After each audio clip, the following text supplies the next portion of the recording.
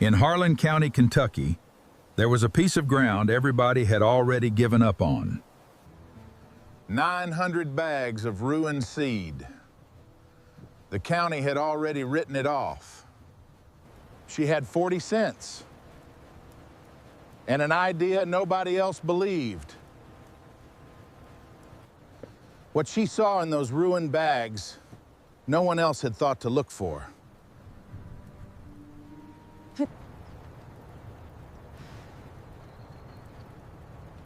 She said 4 words.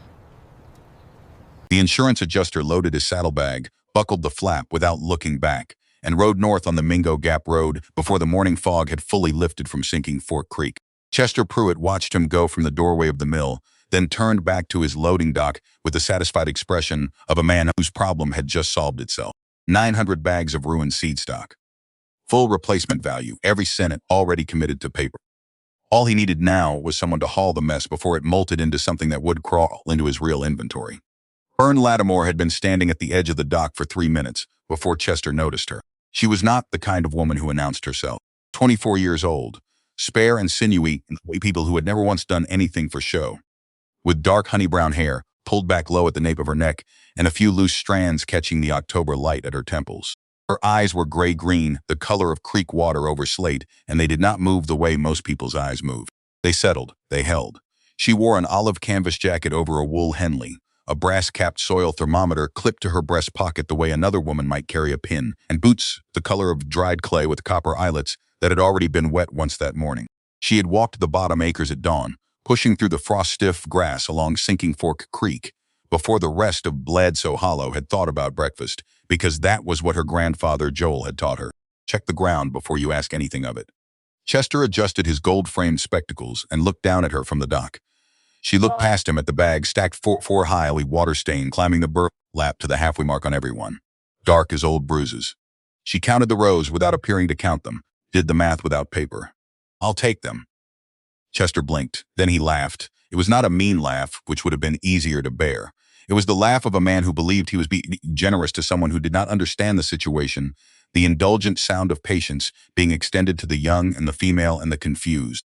You're welcome to the whole lot. He shifted his weight to one hip, clipboard tucked under his left arm, white city shoes planted on clean planking he had never once used for actual work. Saves me the hauling fee. But I got to ask, what's a girl with drowned ground want with drowned seed? Fern did not answer that. The question did not require an answer. It required a receipt. I'll need a receipt.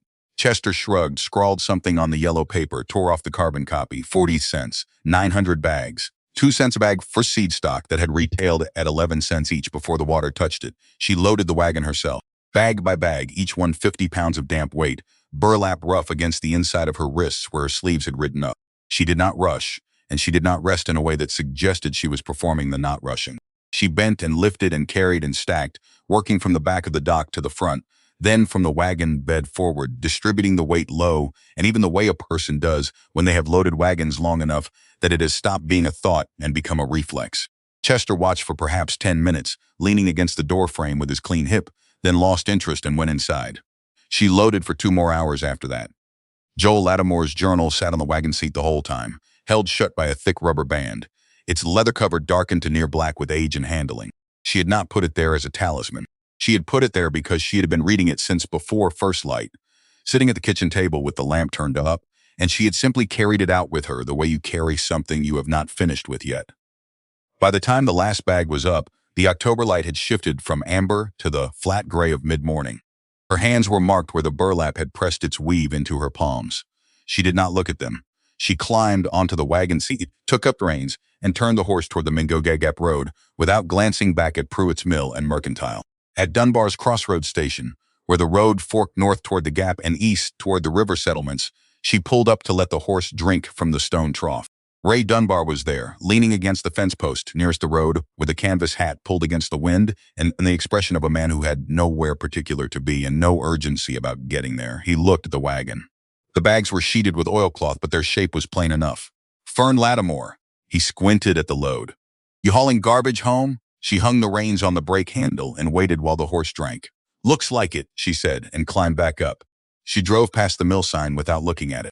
The road to Sinking Fork Bottom wound through second-growth timber, off the ridge and into the hollow, where the air was colder, and the light came in at a lower angle, and the ground along the creek showed the gray clay shoulders of a land that flooded regularly and recovered poorly. The county had a name for it. People said it the way they said a name for any condition they had given up on, not with cruelty, just with the flat certainty of long acquaintance. Drowned ground, like the land itself had caught something you could not cure, only manage until it finally gave out. Joel Lattimore had farmed it for 40 years. He had been dead for 6 months when the lawyer read the will and handed Fern the deed to 60 acres of heavy clay bottomland in Harlan County, Kentucky. Land that had flooded 3 of the last 5 springs. Land the bank assessed at less than the cost of a proper survey. The neighbors attended the funeral with the particular kindness people extend to someone who has just inherited a problem, and Dump said the right things about Joel, the church, and then said the true things about the land on the walk home. Fern had heard most of it. She had not argued with any of it. She understood the difference between what people believed and what was true. As we learned from Mr. Man's who left her the deed that the fastest way to lose an argument was to try to have it before the evidence existed. Joel Lattimore had been a compact military straight man with pale gray eyes and a dark freckle on his left earlobe, and he had kept a journal since 1869 in a cramped upright hand that left grooves in the paper when he pressed the pen. The journal covered germination experiments, soil temperature records, weather observations, equipment failures, and failures of a less mechanical kind, and on page 43 there was a chart drawn in pencil. Precise small squares filled with hatch marks, each one representing a seed lot he had pulled from standing water after the 1871 flood and tested anyway. Dates running down the left margin. Percentages on the right, 72%, 68, 81. Numbers that said what nobody standing on dry ground would say out loud. Wet seed is not dead seed. He had written one sentence in the margin beside the 81 in ink rather than pencil, which meant he had come back to it after. A seed doesn't die in water. It dies in neglect. In the barn that first night, she lit the lamp and opened the first bag. The smell came up immediately, damp burlap, the sharpness of seed that had sat in standing water too long, the beginning of something that would become mold if left to its own devices. Most people would have taken that smell as a verdict. She did not step back from it. She pulled the bag wider, pushed her hand down into the mass of fescue seed past the surface layer, where the wet had done its worst work, and felt for what was underneath. Some of it crumbled between her fingers, chalky and hollow, the germ long since surrendered. But deeper in the bag, where the moisture had not fully penetrated before the water was pumped out, and the bags were stacked in open air, the seeds felt different, dense, waxy, still holding their own weight. She had known this possible before she bought the load. She had known it the way she knew most things she trusted, not from schooling but from a dead man's handwriting on paper she had memorized by lamplight. She read the chart 3 times before she went to bed. Then she set down the journal, picked up her own new composition book, blank cloth-bound, purchased from the dry goods shelf at Pruitt's Mercantile for 2 cents, and wrote the first entry by lamplight. October 14, 1887. 900 bags. Cost 40 cents. Joel's Protocol, page 43.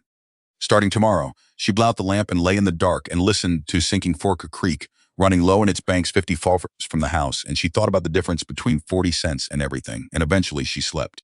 The protocol was not complicated. It was not glamorous. It was patient in the way that only works if you are also patient, and it went like this. Spread the seed thin on wire screens, let it air dry for 48 hours, then pull a sample of 100 seeds from each bag.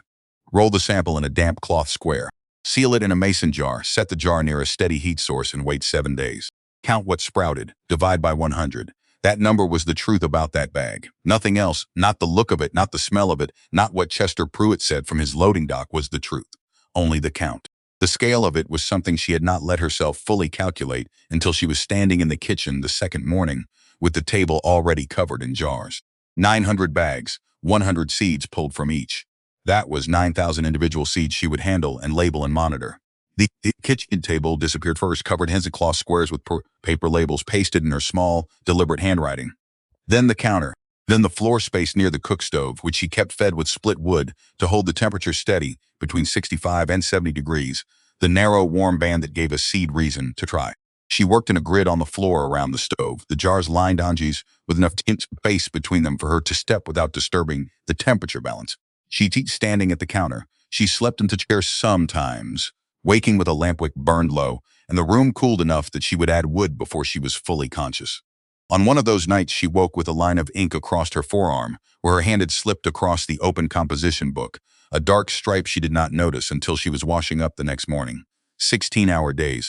She checked the earliest jars before first light, added wood to the stove, Spent the mornings in the barn pulling samples and labeling new jars.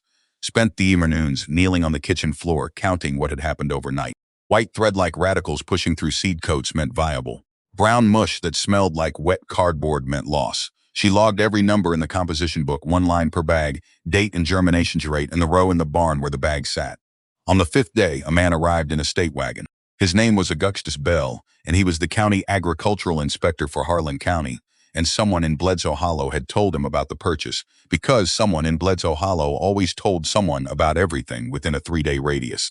He wore khaki trousers with a crease that had survived the road from town, and his boots were the kind that had been cleaned. So recently the clean had not yet had time to mean anything. He stood in the kitchen doorway and looked at the jars covering the floor and the table and the counter and the careful rows of paper labels. And his expression carried the faint sadness of someone preparing to deliver disappointing news to a person who was not going to like it. The moisture content alone, he said, with the reasonable tone of a man accustomed to being thanked for his corrections, would have killed germination in the vast majority of that stock. Any agronomist in the state would tell you the same. Fern did not argue with him. She crossed the room to the jar she had placed closest to the stove, bag number 217, day 6 of testing, and tilted it toward the window light. 7 seeds had broken their coats. 7 pale radicals reached down into the damp cloth, white and fine and unmistakable, like something that had decided to live and was already getting on with it. 70% viability. From a bag the county insurance office had written off without opening. Bell looked at the jar. He looked at Fern. He adjusted nothing in his expression and offered nothing in the way of reconsideration. He left down the gravel drive in his state wagon. The sound of his horse faded north, and the kitchen was quiet again with its rows of jars and its careful labels and the stove ticking as it settled into its temperature. The silence he left behind was better than anything he might have said. By the 9th day, she had the sorting system built. 3 categories, clean and without sentiment. The bags with 70% germination or better, 614 of them, went to the north corner of the barn on pallets she had built from scrap lumber, elevated 2 inches off the damp floor, because that 2 inches was the difference between a dry bag and a bag that undid its own progress. These were her main season seeds, the viable core, the ones she would put into good ground. The bags testing between 40 and 69%, 212, went to the south wall. She would plant those at double the standard rate on the worst sections of Sinking Fork Bottom, the heavy clay that had not grown a proper stand in a decade, because if you twice the seed on compromised ground, the math still worked. The embryos that survived compacted clay at high density would not be the weak ones. The weak ones would not make it past the first inch. The ones that did would be exactly what she needed on exactly that ground. The 74 bags that came in below 40%, she set aside without ceremony and without throwing away. They went to the worst quarter acre of the bottom field, the patch of pale clay that crumbled like calcium powder in your hand. She hauled them out there herself, split each bag with her belt knife, and spread the dead seed across the surface in a thin layer. It would not germinate, she knew that, but it was still organic matter. Carbon and nitrogen locked in those tiny bodies, available to the soil the moment they began to break down. Even failures feed the ground. Joel had written that somewhere, and she had thought about it enough that she could not remember anymore whether she had read it or arrived at it herself. The evening she found the sentence on the inside cover, she had stopped looking for it. She had been flipping through the journal, searching for his notes on clay soil amendment. There was an entry from 1874 she half remembered involving wood ash and the timing of lime application, when her eyes went to the inside front cover and landed on handwriting bolder than anything else in the book. Ink pressed so hard into the leather beneath the paper that the words had left their mark on the cover itself, as if Joel had understood when he wrote them that the page might not be enough. Waste is just a failure of imagination, underlined twice. The second line pressed harder than the first. She read it 3 times. She touched the grooves with her fingertip, following the letters the way you trace the path of something you cannot quite believe existed, until you feel the physical evidence of it and the doubt has nowhere left to stand. Then she closed the journal, stretched the rubber band back into place, and went back to counting. November came, the frost set the mud, and the nights grew long. The jars came out of the kitchen and back into the barn as the testing finished. Each bag assigned its corner and its number and its truth. She worked by lamplight in the evenings, entered the final tallies in the composition book, and began to think about March. Bledsoe Hollow in the winter of 1887 was not a place that thought much about March. It thought about firewood and feed prices and whether the creek would take the low bridge again the way it had in '84. The Lattimore place at Sinking Fork Bottom was a particular source of resigned conversation, the kind people have about situations they have already accepted. Chester Pruitt had been heard at the counter of his own mercantile in the unhurried way of a man who enjoys the audience his counter provides, saying that the smart move for the Lattimore girl was to sell the timber on the North Ridge and put the land itself to lease for summer pasture, which was about all that heavy clay was ever going to be good for. He said it without malice. That was perhaps the most honest thing about Chester. He genuinely believed it. The North Ridge was not going to be touched. Joel had written about it directly, page 43, the same page as the germination chart, ink pressed firm. The ridge holds the water. Cut the ridge, lose the bottom. He had underlined it once. The root systems on that slope were not timber waiting to be converted.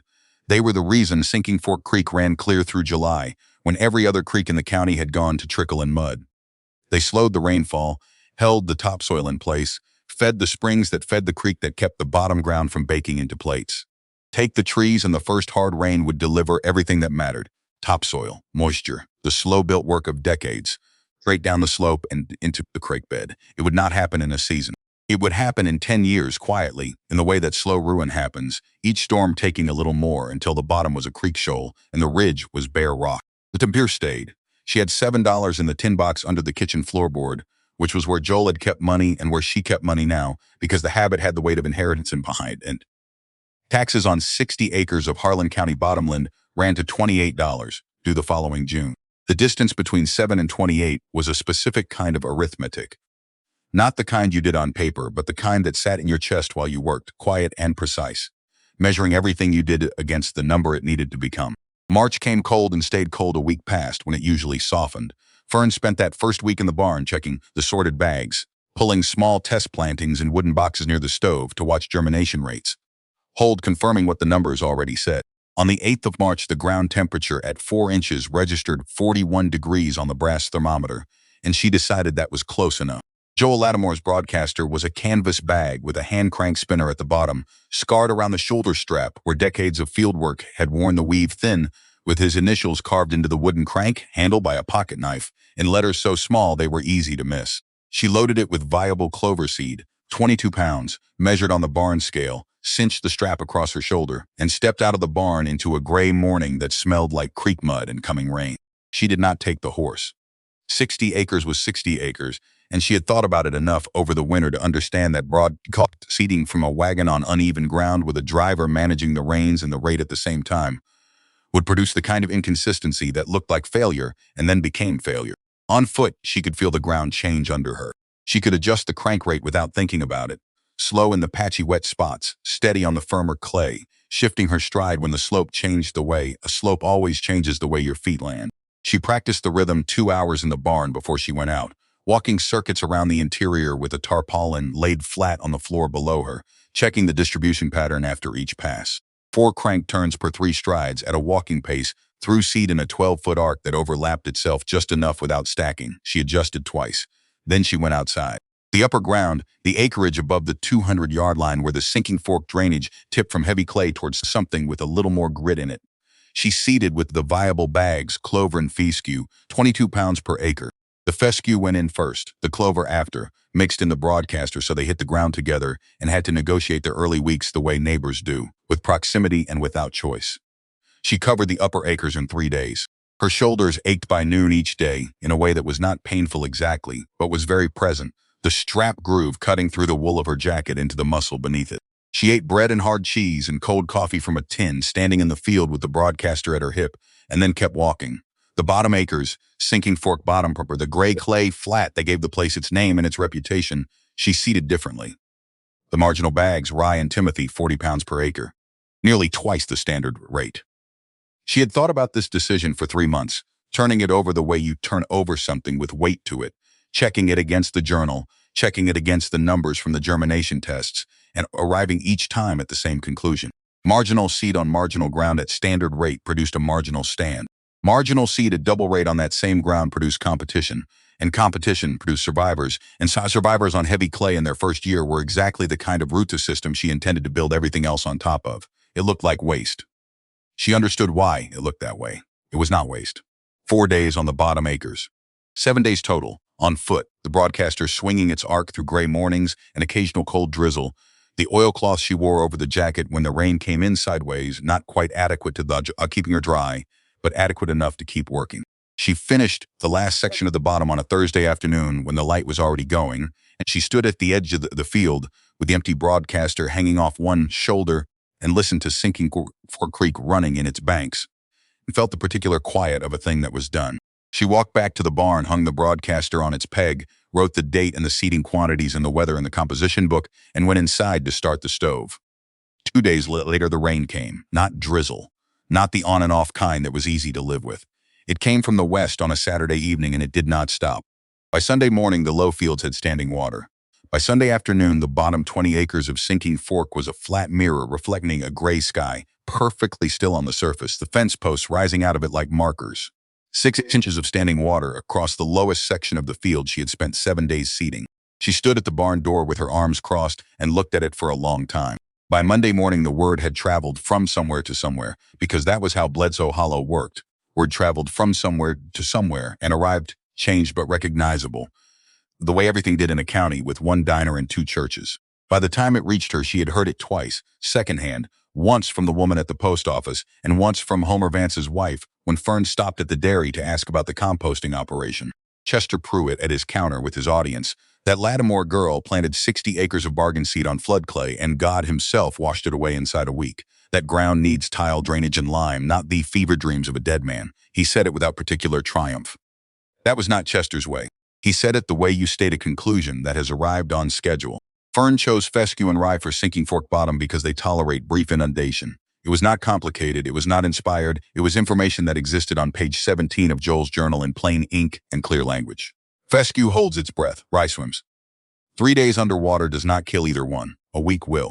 The water drained by the 4th day. The clay holding the seed in place without the surface, channeling you got with looser soil, no wash lines, no erosion gullies, the field surface intact when she walked it in her boots with the mud sucking at her soles and the cold coming up through the leather. The seed was still there. She could not see it, but she knew it the way you know a thing you have tested against every argument you could bring to it and found still standing. She waited.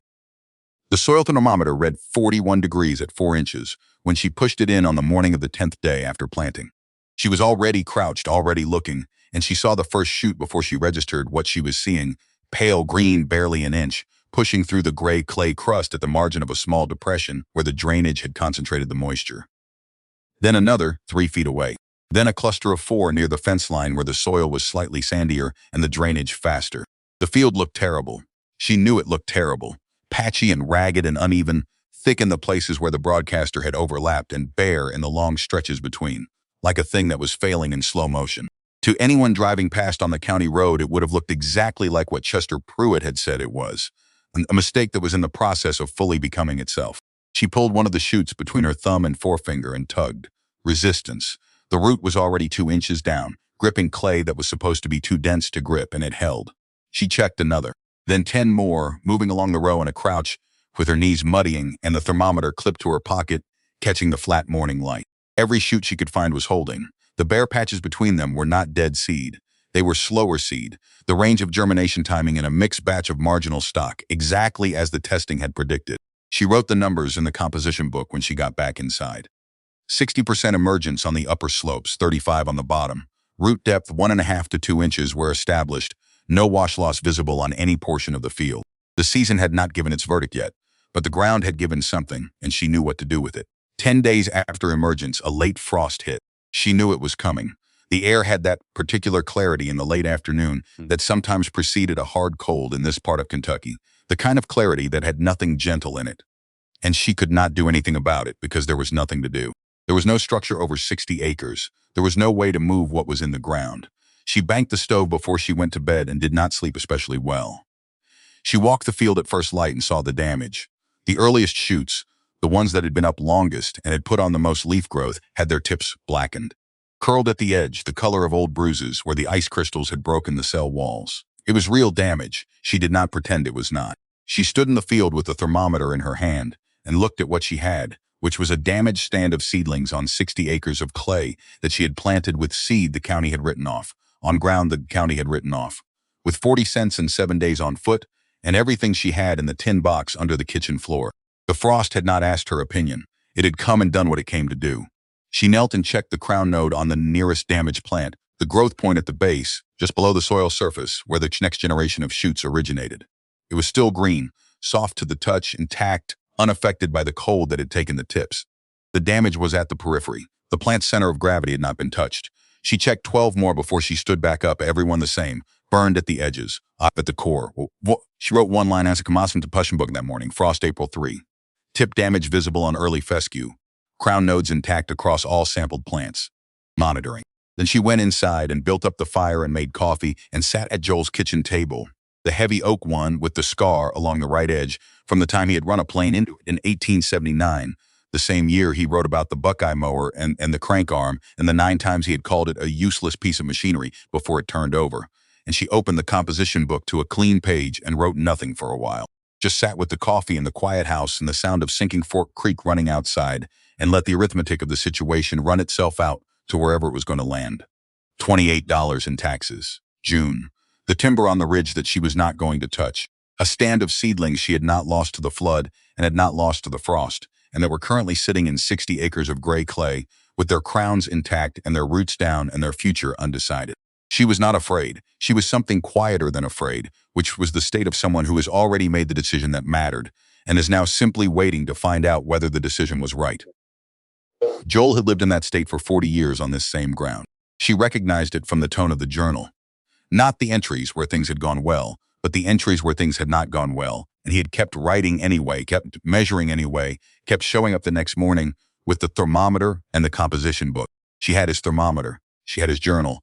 She had 40 years of his thinking pressed into paper, and she had the ground, and she had what was in the ground. She finished the coffee. She put on the canvas jacket. She clipped the thermometer to her breast pocket, picked up the composition book, and went back outside to see what April was going to do. April did not warm gradually. It warmed the way things warm in the Cumberland Highlands. In fits, with facts, climbing 3 days and dropping 2. The soil never quite committing to a direction until somewhere around the 3rd week, when the angle of the sun crossed some invisible threshold and the clay at 4 inches finally held above 50 degrees and stayed there.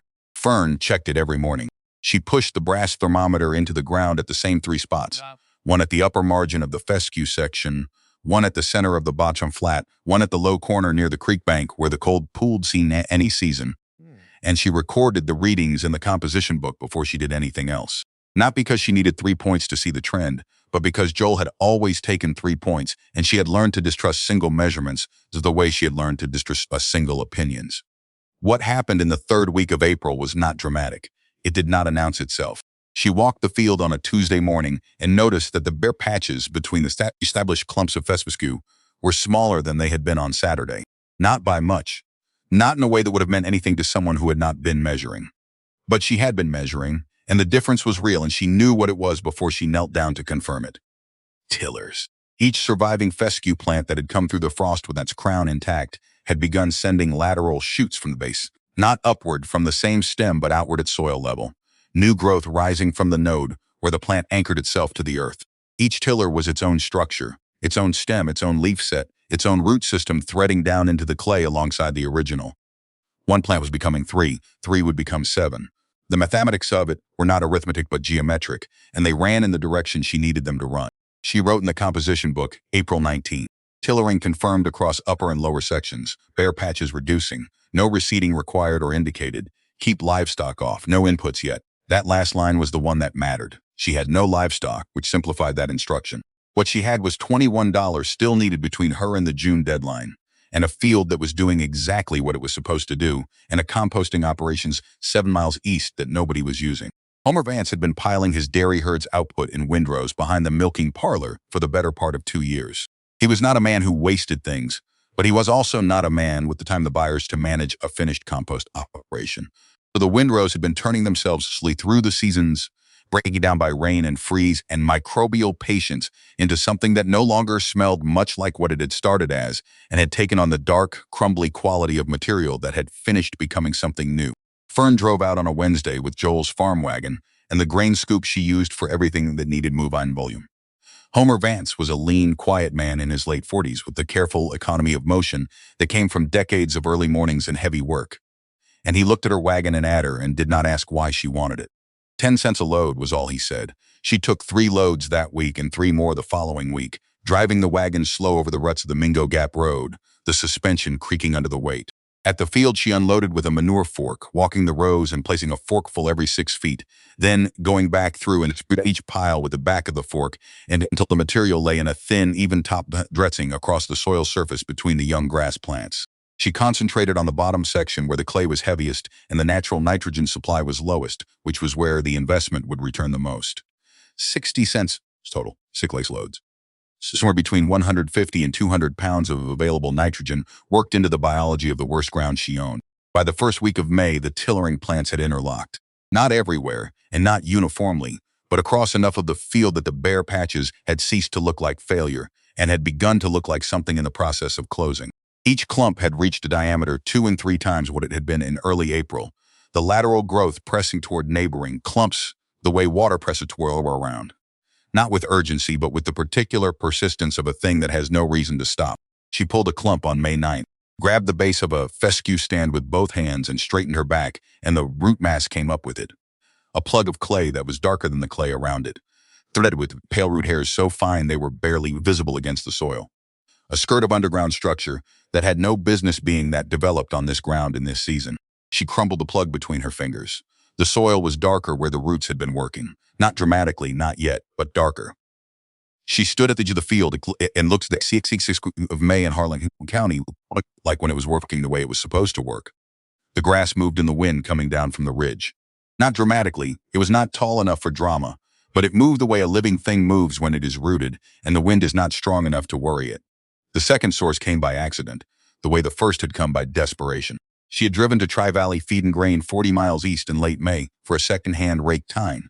She had bought tree from Caleb Morrow, who lived 3 miles up the road and knew where farm equipment went to rest between one owner and the next. Tri-Valley was bigger than Pruitt's Mill, built on a rail spur that gave it access to suppliers Chester could not match, and its loading dock was covered on 3 sides but open on the south, which was the directions the spring storms came from. The warehouse manager, a man named Ferris Aldgate, who wore his watch chain on the wrong side of his vest and seemed to know it, standing in front of 160 bags of orchard grass and Timothy that had sat against the south wall during a 3-day rain event, wicked moisture up through the bottom layer, and kept it there. 11 days before anyone had pulled back the sheeting and seen the black mold climbing the lower bags. She did not plan what happened next. She asked Ferris what he was doing with the condemned bags, and Ferris said he was paying to have them removed, and she said she would remove them. And Ferris looked at her the way people at loading docks in Howland County had started to look at her when she made this particular kind of offer. Not with surprise exactly, but with a recalibrated assessment, a slight adjustment in how seriously he intended to listen to whatever came out of her mouth next. $1.20 for 160 bags. She made 3 trips over 2 days, loading in the morning and driving back in the afternoon, and on the second day, a young man who worked the warehouse floor without being asked and worked the second half of the load alongside her without saying anything about it. Back in the barn, she started the sorting process over. The mold had gone deeper in this batch, and she lost roughly 15% to the kind of deep rot that moved seed from marginal to worthless, regardless of what the germination test might say.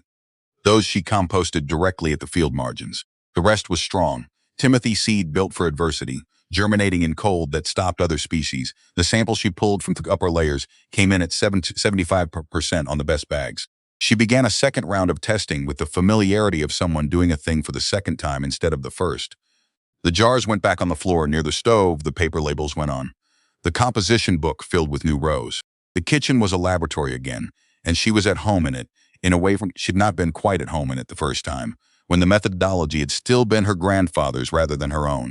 The difference was small, but it was real. She knew it in the way she set up the jars, the way she wrote the labels, the way she walked the floor at first light to check the overnight progress. Not consulting the journal first now, but simply doing it and consulting the journal afterward to confirm that what she had done matched what Joel had understood. 9 times in 10 it did. The 10th time she was doing something he had not written down, an adjustment she had arrived at from the accumulated weeks of her own observation, and she wrote those adjustments in her own composition book, in her own hand, and let them sit beside his without feeling the need to reconcile them. June came in warm and dry, which was what the cut needed. She spent the last week of May sharpening the cutter bar on Joel's Buckeye mower, side mount affair whose triangular teeth were worn but restorable, the pitman arm Joel had replaced in 1879 still holding. 32 cutter sections, each one filed individually to a clean bevel with the flat bastard file from the tool chest. She sat cross-legged on the barn floor and worked each section, until it caught the light without hesitation. The file strokes were even. She did not rush the angle.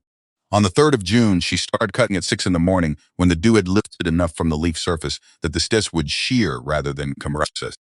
The mower walked at horse pace, the cutter bar chattering through the stand, grass falling in a continuous ribbon to the right.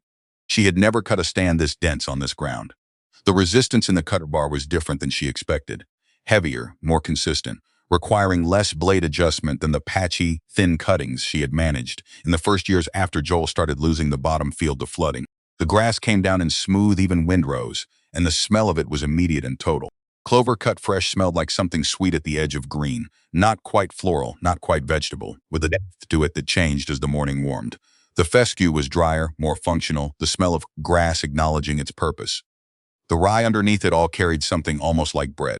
The whole field, from the upper slope down at the creek margin, smelled like something being made rather than something being taken, which was a distinction she had not been able to articulate before that morning but felt clearly now. Walking behind the mower with the cutter bar chattering in front of her and the grass coming down in its rows. She covered 60 acres by noon. The windrows lay parallel across the field, 3 feet wide, loose enough to breathe. She tedded the cut material that afternoon, running the borrowed tedder through the windrows to flip and spread the grass, exposing the wet undersides to the afternoon sun. Then she left it. 2 days of dry weather, which the sky appeared to be offering, would pull the moisture content from the 70% of fresh cut stand down toward the 15%. That meant the difference between hay that kept and hay that turned inside the bale. She checked it the way Joel had taught her. A handful twisted hard. If it crackled, it was ready. If it bent in silence, give it another day. Beneath the June standing in the field, with the afternoon light coming at a low angle and the breeze coming steady off the ridge, she twisted a fistful and it crackled. She sent word to Caleb Morrow. The arrangement was as simple as most arrangements in Bledsoe Hollow. Caleb brought the hay press, Fern provided the fuel and the labor. Caleb took 10 bays as payment. No paper, no argument about terms. The press came through on the 6th, its iron frame moving through the field at the pace of the horses pulling it, and by evening the field was studded with rectangular bales. She counted them, 144 bales, 60 acres, 2 4/10 bales per acre. The county average for grass hay in Harlan County ran to about 1 8/10. The difference between 1.8 and 2.4 was not luck and it was not prayer. It was the layered canopy of a mixed stand, fescue and clover and rye, occupying different heights and different light angles within the same square foot of ground, producing more total biomass than a single species stand could produce from the same sunlight hitting the same patch of earth. She cut one bale open with her pocket knife to check the interior. Fine-stemmed, leafy, the clover leaves still green inside the cured outer layer. Low dust, no mold smell anywhere in it. She pressed a handful to her nose and held it there for a moment. It smelled exactly like what it was, feed worth something. She wrote 3 letters that evening and posted them the next morning. 2 went to cattle operations she knew by name from hearing their owners talk at Pruitt's counter over the winter. 1 went to Margaret Holcomb at Holcomb Horse Farm in Bell County, whose operation Fern knew only by the quality of the animals she had seen Margaret drive through Bledsoe Hollow twice in the last year. Horses with the specific well-maintained look of stock that someone was spending money to feed correctly. The cattle operations responded within 4 days, both by letter, both offering 7 cents per bale. Standard rate. Take it or leave it. She was still thinking about whether to take it when a wagon she did not recognize came up the road from the south and turned into the sinking fork bottom lane without hesitating, driven by a woman in a dark blue wool coat with white hair pinned correctly under a practical hat, who pulled the wagon to its stop at the barn with the confidence of someone who had been going where she meant to go for a long time. Margaret Holcomb was 52 years old, with blue eyes that had the specific directness of someone who had purchased and sold horses long enough to have stopped being interested in what people wanted her to see. She was not unfriendly. She was simply operating at a level of efficiency that left no room for a preamble. She climbed down from the wagon without waiting for assistance, walked to the nearest bale, pressed it with both hands, looked at the stem density and the leaf color, then looked at Fern. "You grew this on Sinking Fork Bottom." It was not a question, because Margaret had driven through Bledsoe Hollow often enough to know what that ground was supposed to be capable of. Fern said that she had. Margaret pulled a stem from the bale, bent it between her fingers, watched it spring back. Clover content on this stand? Mixed. Clover as the nurse crop, fescue, and rye as the primary species. The clover percentage is high enough that crude protein should come in near 14%. Margaret looked at her directly for the first time since she had stepped off the wagon. Should. I don't have a laboratory. I have a field and a cutter bar and 30 seasons of notes from a man who understood this ground better than anyone else who ever farmed it. Fern did not look away. The bales I opened are consistent. If you want to have one tested, I'll wait. Something in Margaret's expression adjusted, the way a well-hung door adjusts when the hinge finds its seat. She was quiet for a moment, looking at the field behind Fern, at the stubble rows still visible in the afternoon light, at the clean line that remained where the windrows had lain. 12 cents a bale, Margaret said, for all of them. Fern did not react visibly. She calculated in the time it took her to draw one breath. 134 bales at 12 cents.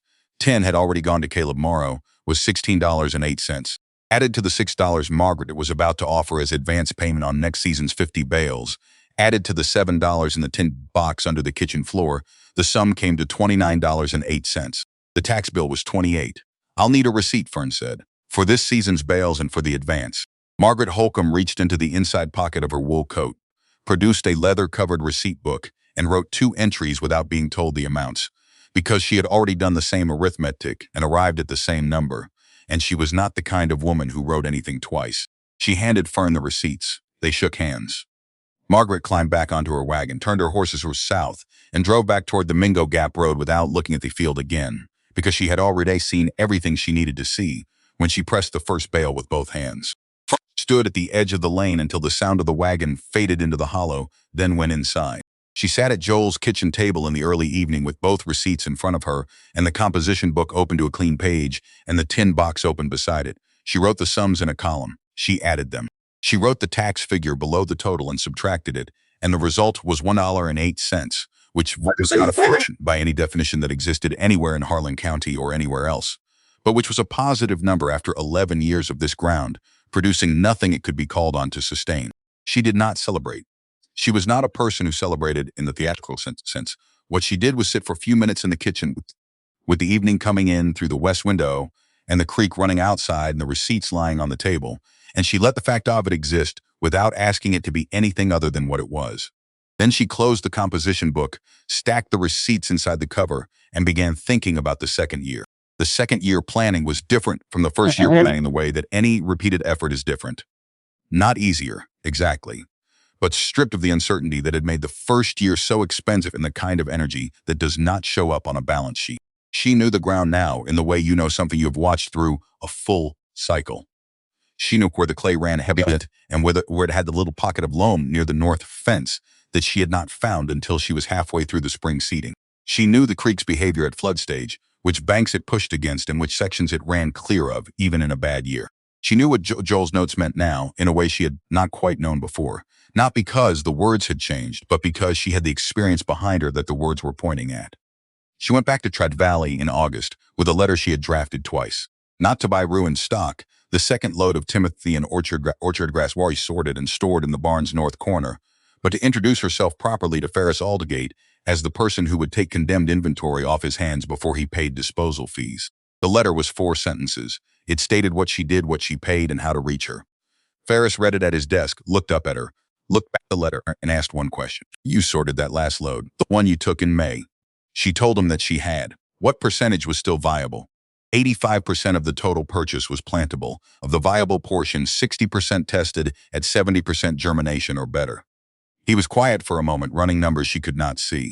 Then he said he would send word when the next situation arose, and she should expect that situations arose every spring on any loading dock with a southern exposure and a tarpaulin that somebody's nephew was responsible for. She drove back to Bledsoe Hollow through the August heat with nothing in the wagon and the dry smell of late summer coming off the fields on either side of the road, and she felt the particular satisfaction of someone who has put a system in place rather than solved a single problem. Chester Pruitt appeared at her fence line in September. She was tightening wire on the east fence, working from the corner post toward the road, a task that required a fence stretcher and both hands, and the kind of focus that came from knowing that a loose wire was an invitation to the next storm to finish the job. She heard the wagon before she saw it, the pace of a horse walking rather than moving with any purpose. And when she looked up, Chester was on the county road going south, having slowed to a crawl in front of the sinking fork-bottom field. The hay was gone. The field showed the short, even stubble of a first cutting that had been clean and dense, with the second growth coming in now 3 weeks after the cut, green and above ankle height, in the places where the soil biology was working hardest. Chester looked at the field from his wagon seat, with his gold-framed glasses and his yellow clipboard tucked under his left arm, and his expression of a man reading a ledger that is not adding up the way it is supposed to. He did not stop. He drove south at the pace he had arrived at and disappeared around the bend where the road turned toward town. Fern went back to tightening wire. 2 weeks later, he came to the fence directly. She was at the far corner of the north field, checking soil temperature at the root line of the second growth, when she heard his wagon turn into the lane and stop. She did not walk toward him. She finished what she was doing. 3 measurements, composition book entry, thermometer wiped and clipped, and then walked back toward the barn at the pace she normally walked. Chester was standing beside his wagon with his clipboard under his arm, in his white shoes that had somehow stayed white on the gravel lane. He looked at her with the expression of a man who has arrived at a destination through a route he had not entirely planned. "If I get another water claim on inventory," he said, and paused in the way of someone organizing language around a request they are not accustomed to making. "Would you want to know about it?" It was not quite a question. She let it sit for a moment. She pulled her own receipt book from her jacket pocket, purchased from Pruitt's Mercantile in the spring, and held it where he could see it. "I'll need a receipt at the time of purchase." Chester looked at the receipt book. He looked at his clipboard. Something in his face rearranged itself into an expression that existed in the space where a man arrived who had decided something without having been able to see it coming. They shook hands. No warmth in it, no grudge. Handshake of people who have come to a practical arrangement and both understand exactly what it is and what it is not. He drove back to town. She walked back to the field. The second cutting came in at 2 6/10 bales per acre, which meant she had not plateaued. The soil was still improving, still converting the accumulated organic matter from 2 seasons of root decay and compost dressing, and the gradual establishment of the biological networks that moved nitrogen and water through clay in ways that no amount of surface amendment could replicate on its own. She could feel the improvement when she pushed the soil thermometer in each morning. The clay did not resist the probe the way it had in the first spring. It yielded differently now, with more give to it the way well-worked material yields. Augustus Bell came back that second autumn, and this time he brought a woman with him. Her name was Dorothy Wade, and she taught soil science at the State Agricultural College in Lexington, and she had the look of someone who had been in enough fields to know that the field mattered more than the person she was standing next to. She wore leather boots that had been repaired rather than replaced, which told Fern something. She had a soil auger and 6 glass sample tubes in a canvas bag, and she asked permission before she used either. Fern gave permission and left them to it. She had work to do on the south fence, and she did it while Bell and Dorothy Wade moved through the field, taking cores, pulling samples, holding soil up to the afternoon light and noting what they saw. They were in the field for 2 hours. When they left, Dorothy Wade shook Fern's hand at the lane gate with the direct grip of someone making a considered gesture rather than a social one. "I'd like to come back when the results are in," she said. Her voice was even and precise, the voice of someone who dealt in measurements. "There's something happening in this soil that I want to understand better." Fern told her she was welcome to come back. She asked only that she be told the numbers when they came in. The envelope arrived 6 weeks, postmarked Lexington, the State Agricultural College seal in the upper left corner. Fern opened it at the kitchen table on a November evening with the lamp turned up. Organic matter, 1.4%, up from 0.92 years prior. She set the letter down, 0.5% over 2 years. The number looked small on paper. She understood why it looked small on paper, which was the same reason a wound looked small when what it had opened was arterial. The number on the surface was not the measure of what was happening beneath it.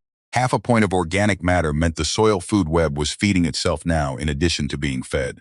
It meant the clover roots were fixing atmospheric nitrogen at 80 pounds per acre per season and leaving it in the ground when they died back. It meant the fungal threads she could sometimes see in a root plug, white and filament fine, visible only where they caught the light against dark clay, were moving water and mineral through soil that used to hold nothing and give nothing. The dead seed from October 1887 was in the profile now. The 74 bags she had broadcast across the worst quarter acre, seed that never germinated, never became grass, never became anything except organic amount of material that fell on ground that needed organic material. It was soil now. Carbon returned to carbon. Joel had understood this before she had a number for it. She folded the letter and put it in the composition book beside the receipts for the first season, and she sat for a while in the kitchen that like wood smoke and cold clay and the faint ghost of clover from the dried sample she kept in a jar on the window ledge, and she thought about what it meant to feed something that most people had decided was past feeding. The question Chester Pruitt had asked her on the loading dock the previous October, the one she had not answered because it did not require an answer, was not entirely wrong as a question. What did a girl with drowned ground want with drowned seed? The honest answer, the one she had not needed to speak because the field had been preparing to speak it for her, was that drowned ground and drowned seed were each other's best argument. The ground was not ruined. The seed was not dead. They were two things the world had stopped paying attention to, and what she had done, what Joel's 40 years of carefully observed and precisely recorded failures and recoveries had made it possible for her to do, was simply pay attention. The lamp burned lower, and she did not reach for the oil. She sat in the darkening kitchen, with the composition book on the table in front of her, and the tin box beside it, and she listened to Sinking Fork Creek running outside in its November depth.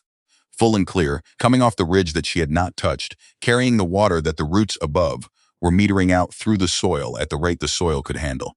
She opened the composition book to a clean page. She wrote the date and the season totals and the soil numbers from Dorothy Wade's letter, and then below the numbers, she wrote one line that was not a data point, but that she wanted in the record anyway, in her own hand, in the book that would sit beside Joel's on the shelf above the kitchen window. The land doesn't need a whip. It needs a meal. She had not invented that sentence. It was on page 31 of Joel's journal, written in 1875 after a failed lime application that had cost him 2 seasons on the south section, and she had read it so many times that she could not always remember whether she was remembering reading it or simply remembering it. The way you remember the things that have organized themselves into how you see. She wrote it anyway.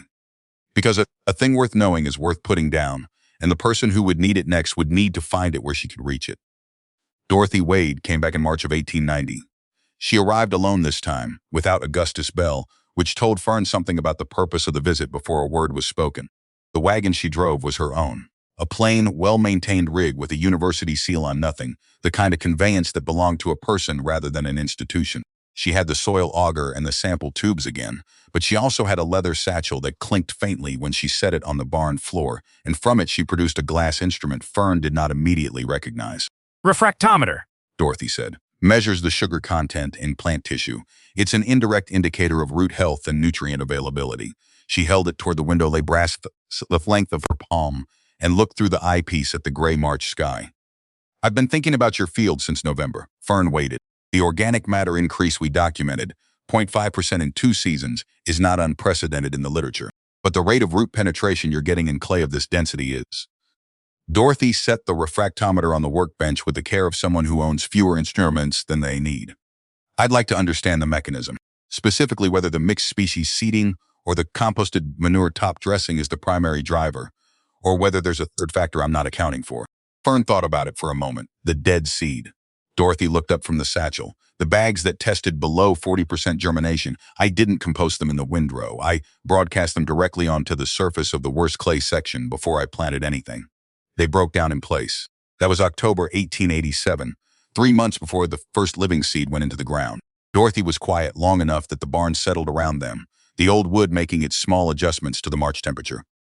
You seeded the soil biology before you seeded the crop. I didn't have a name for it. I just didn't want to waste the bags. What Dorothy Wade did with that information produced, 6 months later, a 12-page monograph published in the Kentucky Agricultural Experiment Station's quarterly bulletin, which Fern's read twice when the copy arrived in the mail. Once for the data, and once for the sentences that tried to describe in formal language what she had understood from the start as some simpler and more physical. The monograph cited the Sinking Fork Bottom field as an unnamed case study, which was Dorothy's way of honoring a request Fern had not made, but that Dorothy had understood would be made if she asked. The footnotes were thorough. The conclusion was careful. Somewhere inside the careful language, if you knew where to look, was the shape of what Joel had written in 1871 in a margin beside an 81% germination rate. The monograph reached 3 other farms in the county within a year. Not through the bulletin, which was read by academics and a handful of county agents, but through the older and more reliable transmission system of one farmer watching another farmer's field and asking, the following spring, what was planted there and how. Tucker Briggs was the first. He had driven past Sinking Fork Bottom on the county road every week for 2 years, watching the progression of the stand the way a man watches something he does not quite believe is happening. He pulled his wagon to the shoulder on a Tuesday in April of 1890, leaned on the door frame, and waited for Fern to walk the fence lines close enough that he did not have to shout. People can orchard grass, she said before he asked, because she had watched him watching the field long enough to know what the question was. Mixed with clover as the nitrogen source. Seed came from 2 condemned lots. I sorted them before planting. Tucker looked at the field. The second-year stand was dense, and even in a way that first-year stands were not. The tillering having closed every gap, the root systems deep enough now that the flooding and had passed through without taking anything with it. It looked like a field that had been managed for a decade, not 2 seasons. Where did you get condemned lots in that quantity? Pruitt's mill had a pipe failure in October of '87. Tralali heats at Rouchon the following spring. She did not elaborate. The facts were sufficient. Tucker was quiet for a moment, the expression of a man recalculating a position he had held for some time. I said something about garbage, he said finally. At the Dunbar crossroads, when you were hauling that first load, you did it. I was wrong about it. Fern regarded him steadily. Most people were. He drove off without asking anything else, and she went back to the fence line. But 2 weeks later, he sent word through Caleb Morrow that he had 20 acres of low pasture that had not held a stand in 3 seasons, and he would like to talk about methodology. She met him at his field on a Saturday morning. She walked the ground with the thermometer and the composition book and said what she saw, which was compacted clay with poor drainage and surface chemistry that had been pushed acidity by years of nitrogen loss and runoff. She did not tell him what to do. She described what she had done and why, and she let the descriptions carry the instruction inside it, which was the same way Joel had taught her, through observation made precise enough that the conclusion was unavoidable. Tucker started his own germination tests that spring. He did not get it perfectly right the first time. His mason jars ran too cold because he was using a small stove and did not account for the difference in thermal mass, and his first round results were lower than the actual viability of the stock he was testing. Fern told him what she saw when she looked at his setup, and he adjusted, and the second round numbers held. Gail Proctor followed 2 seasons later. Her situation was different. 80 acres of better drained ground that had been pushed too hard for too many years without rotation. The organic matter depleted to the point where it would no longer hold fertilizer long enough to do much good. She had heard about the sinking fork results from Tucker, and she came to Fern directly, driving up the lane in October with a soil sample in a tin can and a directness that reminded Fern of Margaret Holcomb. Tell me what this needs, Gail said, holding out the can. Fern took it, worked the soil between her fingers, smelled it, a rest and a feeding, in that order. She handed the can back. Plant clover this fall, nothing else. Let it winter over and fix nitrogen for a full season before you put anything on it you expect to sell. Gail looked at the can. A full season with no income off those acres. A full season with no income is recoverable. Continuing to push depleted ground is not. Gail planted clover that October. The following spring, she sent word through the Bledsoe Hollow post office to say the stand was coming in clean and dense, and she had found earthworms in soil where she had not found earthworms in 10 years, which was as good a measure of biological recovery as any instrument Dorothy Wade owned. The Obadiah Stearns lease became permanent in the 3rd year of working the land together. Stearns was 68 years old, widowed, with 40 acres on the north side of Sinking Fork Creek that abutted Fern's upper field, and the arrangement had started as a rental because he could not manage the workload and could not afford to sell at a loss and could not hold at a standstill. By the 3rd year of the lease, it had become clear to both of them that what Fern was doing on her side of this creek was moving across the water in ways that were not metaphorical. The creek ran clearer through July than it had in years. The springs on Stearns's north-facing slope were producing longer into the dry season. The bank vegetation left uncut under the lease terms was stabilizing ground that had slipped badly in the flooding of 1889. Stearns came to her fence in September of 1891 and said he wanted to sell. Not because he wanted to leave, but because he was the only one left to make that decision, and he trusted what she would do with the land more than he trusted what would happen to it otherwise. The price was fair, and she could not meet it from the receipts alone. She met it by selling the second cutting of the Sinking Fork bottom acreage as standing hay, a practice she had not used before, allowing a buyer to bring their own equipment and cut and bale directly, which reduced her labor cost and allowed a slightly lower per bale price that still, combined with Margaret Holcomb's advance payment on the horse hay contract and the income from Tucker Briggs's first successful salvage seed crop for which Fern had charged a consultation fee, added to enough. Not much more than enough. But enough was the measure she had been working to since the day she paid taxes with $1.08 remaining. The deed to the Stearns 40 transferred on a Tuesday in November. Fern drove home with it folded in the inside pocket of the olive canvas jacket and stopped the wagon on the county road above the field to look at what 100 acres of Harlan County bottomland looked like in the gray November light. The fescue was dormant, the clover showing its low winter rosettes, the whole surface of it the muted green-brown of a living thing conserving rather than spending. She sat on the wagon seat for a while and looked at it, then drove home because there was work to do before dark. Margaret Holcomb sent a letter in the spring of 1892. It was written in the same efficient hand as her receipts. Nothing wasted, every word carrying weight, and it said that 3 other horse operations in Bell and Knox counties were asking where she sourced her hay because the condition of her horses over the preceding 3 winters had been notably better than operations running comparable stock on comparable feed budgets, and she had attributed the difference directly to feed quality, specifically the protein content and low dust of the mixed species hay from the Sinking Fork operation. She asked whether Fern could expand production. Fern could expand production. She had the Stearns 40 now, and she had 20 acres more, under lease from a family named Cutler, whose Lubasha had flooded badly in the spring of 1891 and left them with a field they could not plant and a note they still had to service. She wrote back to Margaret in the same economy of language. Yes, production could scale, and here were the terms. The horse farm contracts grew to 4 by 1894, not because Fern pursued them. She did not write letters to strangers, did not advertise in the agricultural circulars that were beginning to appear in county post offices. But because Margaret Holcomb was the kind of woman whose opinion about hay traveled her into rooms she had not yet entered. 4 operations, 2 cuttings per season on the productive acreage, and the mixed species quality that produced protein numbers a straight grass stand could not match. Chester Pruitt's counter-conversation had changed by then. Not in its frequency, Chester still held court at his counter the way he always had, but in its subject matter, because the subject matter followed the facts that were available to be discussed, and the facts had changed. The Lattimore Bottom, people called it now, not drowned ground, not the Lattimore place.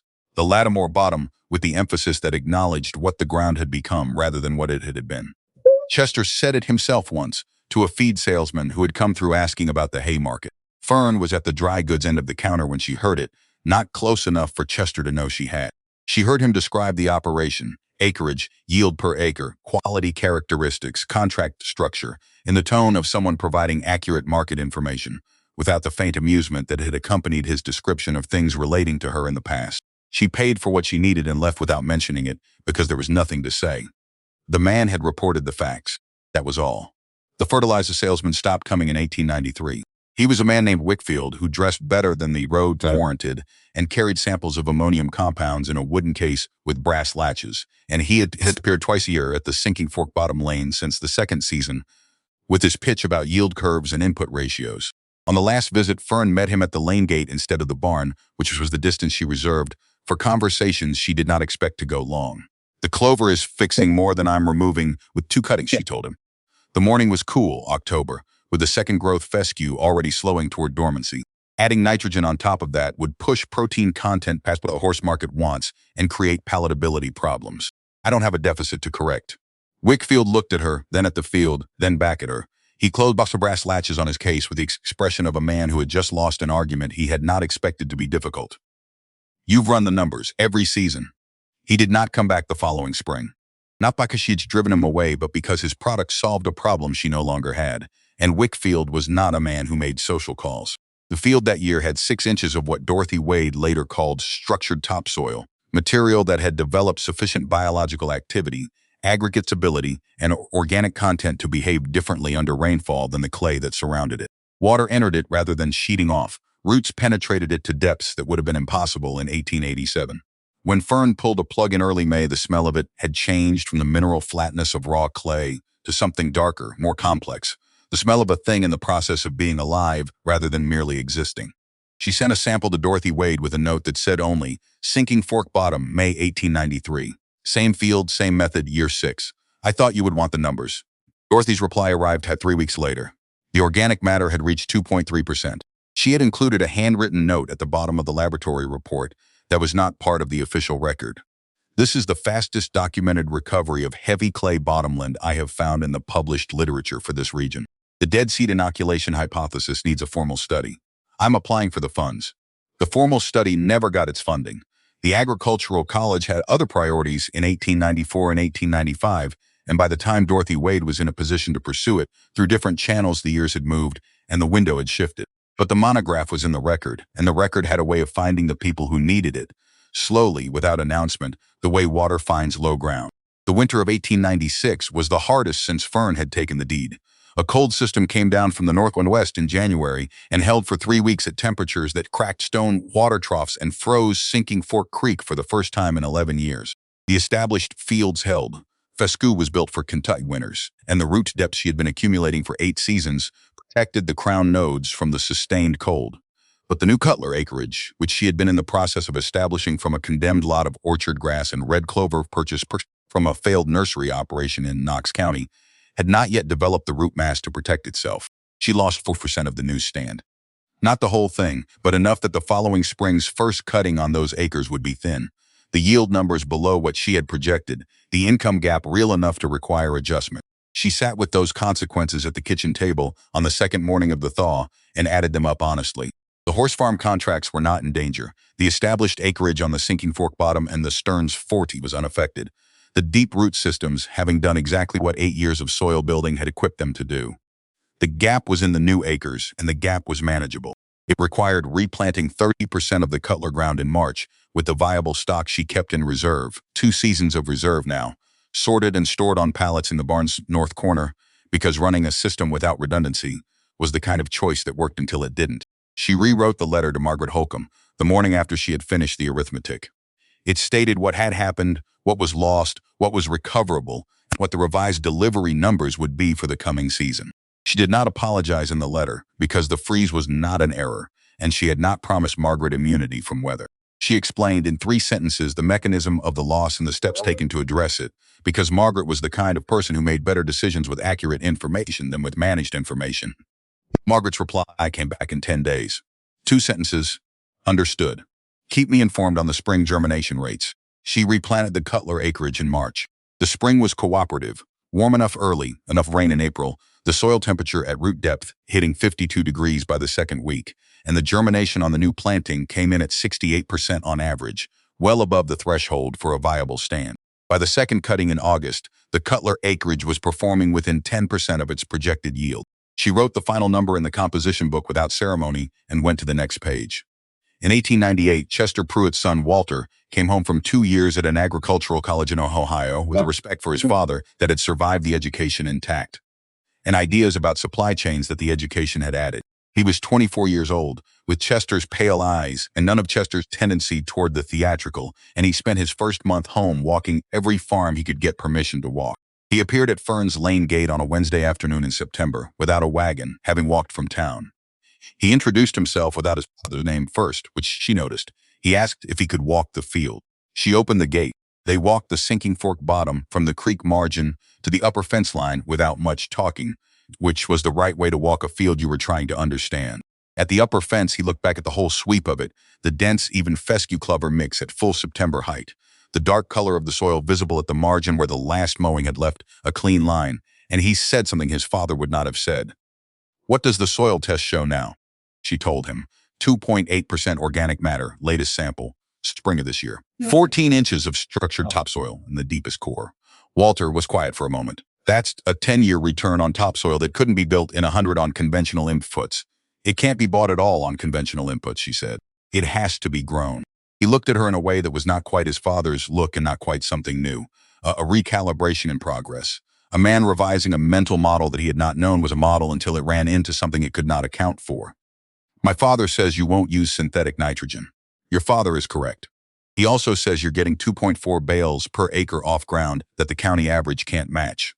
2.6 on the established acreage this season. Walter pulled a stem of fescue from the field margin and turned it in his fingers, looking at the density of the leaf surface, the color that indicated nitrogen availability in the tissue. He was not performing the inspection, he was actually doing it. I'd like to understand the rotation, he said, not to copy it exactly, to understand the principles behind it. She walked him through it. Not the whole 8 years, but the logic underneath it. The reason the clover came before the grass species rather than after. The reason the compost top threat shock happened in the second week of April rather than at planting. The reason the dead seed broadcast had worked on the clay surface in a way that pre-composted material alone would not have. She talked for 20 minutes without consulting the composition book, and the recognition surprised her slightly. The protocol had moved from the page into a place below language. Walter listened without interrupting. At the end, he said, "My father is going to ask me what I learned. Tell him what you observed. He'll draw his own conclusions." Walter walked back to town. The following spring, Pruitt's mill began stocking a small selection of clover and mixed grass seed alongside the conventional commodity varieties with a hand-lettered card behind the display that read, "Ask seeding for heavy clay." It was not attributed to anyone.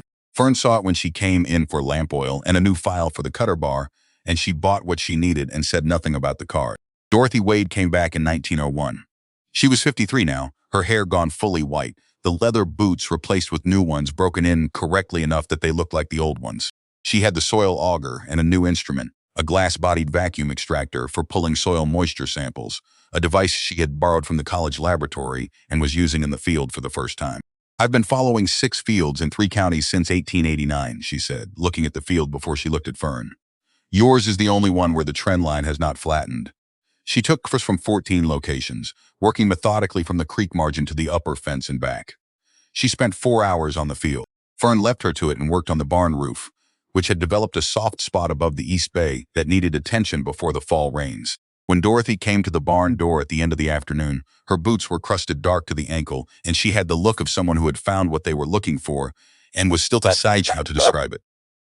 "The mycorrhizal network in the lower section," she said. "It's not what I expected from a field of this age and this history." She set the sample tubes on the workbench, each one labeled in her precise hand. "Most of what I'm seeing texturally takes 20 to 30 years to develop under natural grassland conditions. You're seeing it at 14. Fern came down from the roof ladder with the hammer still in her hand because of the dead seed. Possibly. Probably. Dorothy looked at the tubes. The organic matter in the surface 2 inches is acting as a substrate, giving the fungal network something to colonize before the root systems were dense enough to support it directly, which means the sequence mattered as much as the inputs." She paused. "You didn't plan that." "I didn't throw the seed away. That's all I did." Dorothy looked at her for a long moment, the way a scientist looks at an observation that requires revision of a framework. Joel Lattimore's notes, she said. "Are they still accessible?" Fern went to the kitchen and came back with the journal. She set it on the workbench.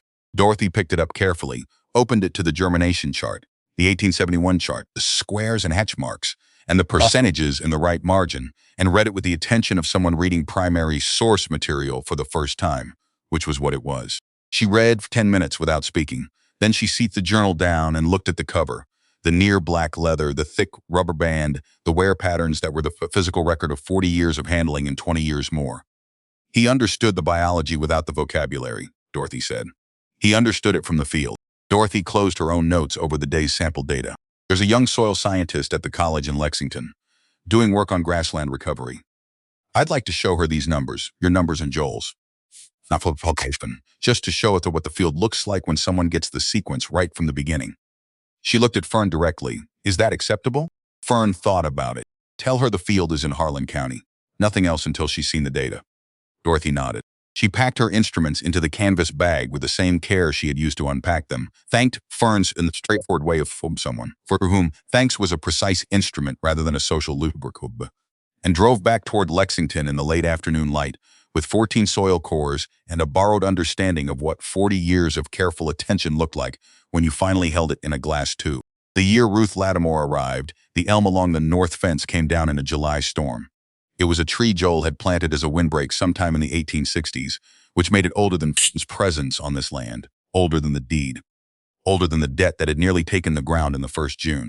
The storm came fast from the northwest, the kind that built in an hour and moved through in 40 minutes, and when it passed the elm lay across the north fence line in 3 pieces, roots exposed, the root mass pulling up a yard-wide divide of the field margin with it. She looked at it from the barn door in the aftermath, with the rain still coming off the eaves and the smell of split wood strong in the wet air. The fence was down in a 20-foot section. She pulled the fallen wire clear of her first, working in the mud with pliers in her hands, coiling the sections that were still usable. Then she drove stakes for a temporary line to secure the boundary before overnight. The tree itself she left for 3 days until the wood had settled and the ground around the root mass had stabilized enough to work near. When she began cutting the elm, she started at the crown and worked toward the base, and she found inside the first major limb, in the tight dark grain of the heartwood, something she had not expected. The wood was exceptional. Not just usable timber, but the kind of dense, close-grained hardwood that made furniture rather than fence posts. The color in the cut face was the deep honey brown of old copper, and the grain ran true for 8 feet before the first deviation.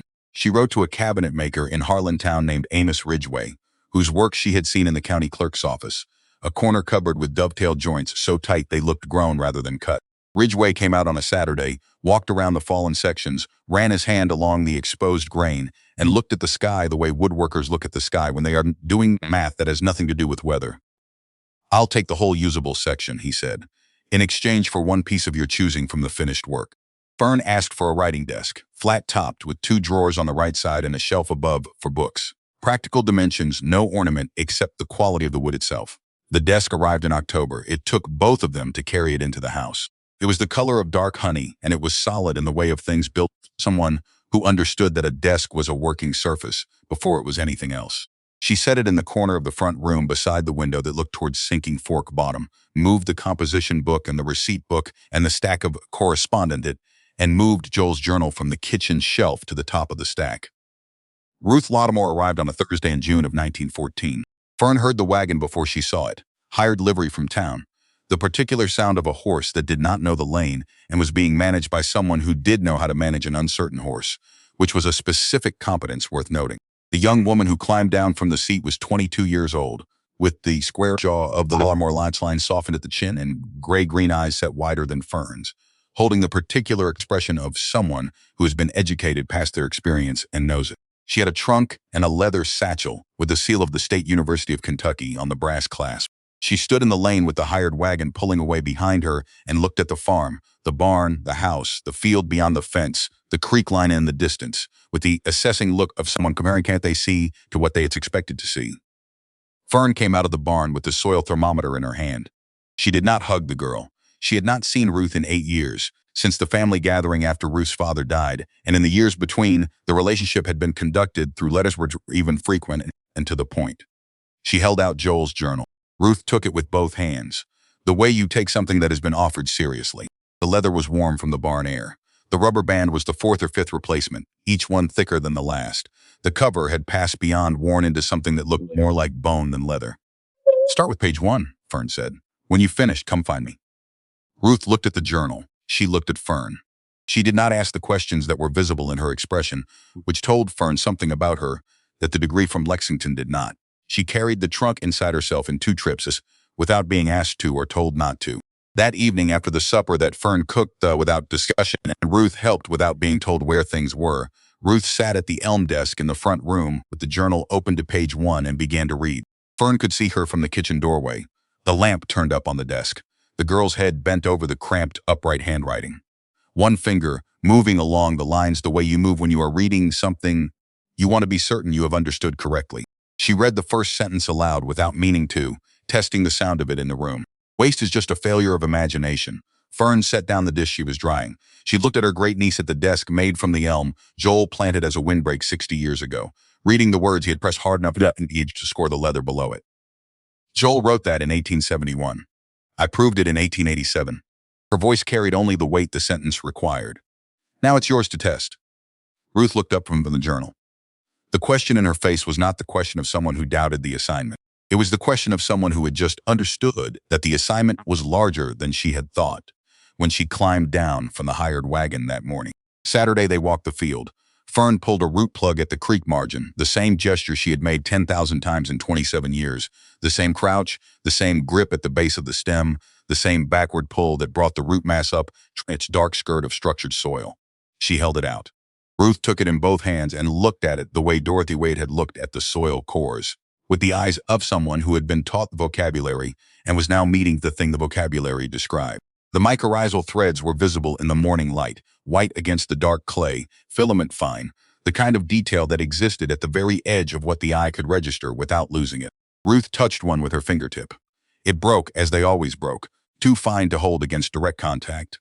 Existing at a scale that was just barely perceptible, the living infrastructure of a system that had been 30 years in the making. Something crossed Ruth's face that was not a classroom expression. The soil taxonomy and nitrogen cycling and germination biology she had been taught in Lexington was being asked, suddenly, to account for what she was holding in her hands, and it was discovering the limits of what it could account for. The field moved in the June wind around them, knee-high fescue going silver as the breeze turned the leaves, the clover showing white against the green Sinking Fork Creek, audible but invisible in its bank beyond the far fence. The whole of it, the 60 original acres, the Stearns 40, the Cutler ground, the additional parcels that had found their way to her through the particular gravity of a working system, lay in the morning light looking like what it had taken 30 years of specific attention to become. Fern let the soil fall through her fingers. It fell in pieces, not powder-structured material, dark and coherent, breaking along its own natural lines rather than crumbling to dust. Where it landed, it left a small, dark mark on the clay surface, which was itself darker than it had been for decades before that, the color of ground that had finally been persuaded to remember what it was for. "This was ash gray when I started," Fern said. "The county wanted to lime it and force it. The neighbors wanted to abandon it. She looked at the field, not at Ruth. I fed it instead. Took 14 years before it looked like this. 20 before it held through a hard flood without losing an inch.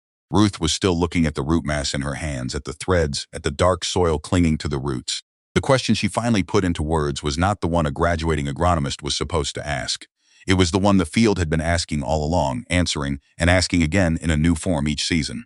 How do you know what it needs? Fern took the thermometer from her breast pocket, pushed it 4 inches into the ground, and waited the 10 seconds it required to register. You look at it, she said, every morning, before you ask anything from it. She read the temperature, wrote it in the composition book, clipped the thermometer back to her pocket. Joel taught me that in 1878, the first spring I was old enough to follow him out here. Took me until 1887 to understand what he meant. The composition book went back into the jacket pocket alongside the thermometer. The journal was inside on the elm desk, open to page 1, the lamp still burning above it in the morning light coming through the window. Below the field, Sinking Fork Creek ran clear between its banks, off the ridge that had never been touched, through the bottom that had been called drowned ground for as long as anyone in Bledsoe Hollow could remember. The name had not entirely gone away. Names like that rarely did. But the way people said it had changed, not as a diagnosis anymore, not as a conclusion, but as a kind of history, the record of what the ground had been before someone with a brass thermometer and a dead man's journal decided to find out what it could become instead. Ruth stood at the edge of the field with the root plug still in her hands, the threads already drying in the morning air, the soil still dark between her fingers. She was looking at the creek, at the ridge above it, at the line where the timber met the sky and held. She was not ready to speak yet. That was right. The field had not asked her a question she was supposed to answer quickly. It had asked her a question she was supposed to spend the next 30 years learning how to answer correctly. Fern walked back toward the barn. At the corner of the north fence, she stopped and looked back once. At the field, at the girl, standing at its margin, at the composition of it, the creek and the ridge and the ground between them that had once been written off and was now the kind of evidence you could hold in your hands.